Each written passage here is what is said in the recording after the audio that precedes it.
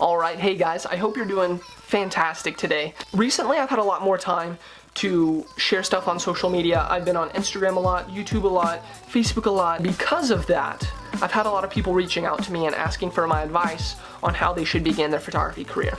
I just wanted to say thank you to everyone who has reached out and asked for my advice, because it's inspired me to go read more articles, watch more videos, and try to learn a little bit more about this craft so I could share it with you guys.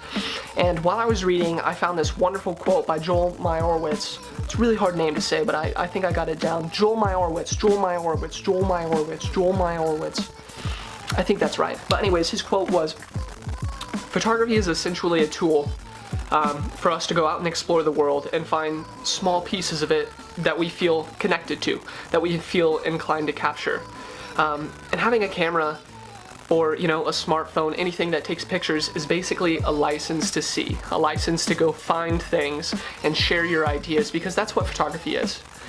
Photography may look like pictures, but really it's ideas, and they're your ideas." Inspired me because I have so many people reaching out to me and sharing their interest in photography and asking me how they can best get started, and that's really inspiring. Your guys' interest in photography is inspiring, and so I wanted to make this video, share a little bit of knowledge with you guys, so hopefully it'll set you on the right track.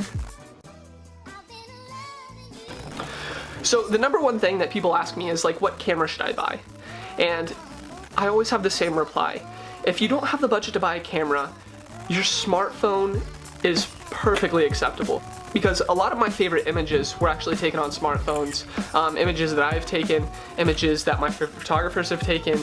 If you only have a small budget, but you're really stuck on buying a DSLR, I'd recommend a Canon 30D. Canon 30D is actually the camera that I started on. It's an old camera, but it serves its purpose. It's only 8 megapixels, so it's not going to take the most amazing photos, but it's really useful just to have a DSLR in your hands so you can start learning settings like shutter speed, ISO, aperture. What does all these things mean? No one knows. It's really useful to just have a DSLR in your hands and begin to work with it, because you're going to learn a lot faster that way. So if you guys do want to go ahead and check out the camera I'm recommending, I'm going to try to find the best price for you guys, and I'm going to link that down below. So go check it out. If you do purchase it, let me know what you think. When people start to ask about lenses, those questions become a little bit more harder to answer, because there are so many lenses out there that do so many different things. My advice is to go ahead, go online, type what lens should I buy.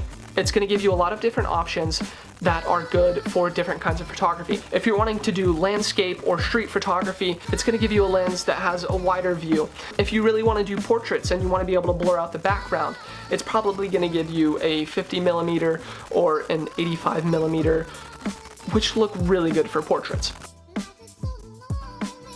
I've had people ask me, you know, what classes should I enroll in? What online resources do I have to learn about this medium? And I tell each and every one of them the same thing. YouTube is going to be your best friend. So much content out there centered around photography and video and Photoshop and Lightroom and everything that you need to know you can't possibly watch it all. You know, some of my favorite photography YouTubers are guys like Chris Chu, Hayden Peterson, North Borders, Peter McKinnon. These guys are awesome, and not only are they incredibly informative videos, they're also incredibly entertaining. This is the number one piece of advice that I'm going to give you. If you're beginning photography, just go out and create. Practice, practice, practice, practice, practice, practice, practice, practice. Like the age-old motto, practice makes perfect. And you're never going to be perfect at photography. Everyone is still learning. It's a constant process. Going out there and just starting to take photos is going to teach you a lot. The more you just go out and shoot, the more you're going to realize what really interests you. You know, what kind of composition you should have, what you should keep in your frame, what you should leave out. Because let me tell you guys, let's say I go shoot for an entire day. I'll come back with 3,000, 4,000 photos, just a ton of photos. Maybe out of those 4,000 photos, I'll probably only have 50 that I like. Maybe 10 that I really, really like. Because the more you go out, the more you are gonna realize that it's really just about doing it. You're really gonna learn how to share your ideas and share the story that you want to tell in a creative and interesting way. Thank you guys so much for watching this video. I hope it was helpful. I hope you enjoyed it, and really just hope that it inspired you guys to go out and make something, because that's where you need to begin. If you guys did enjoy the video, please go ahead and subscribe. I'm going to be making a lot more videos in the future because I really enjoy making these videos for you guys, and I want you to be able to watch them and hopefully learn from them. So thank you guys so much for watching. I hope you have a stellar day, and just, stay creative.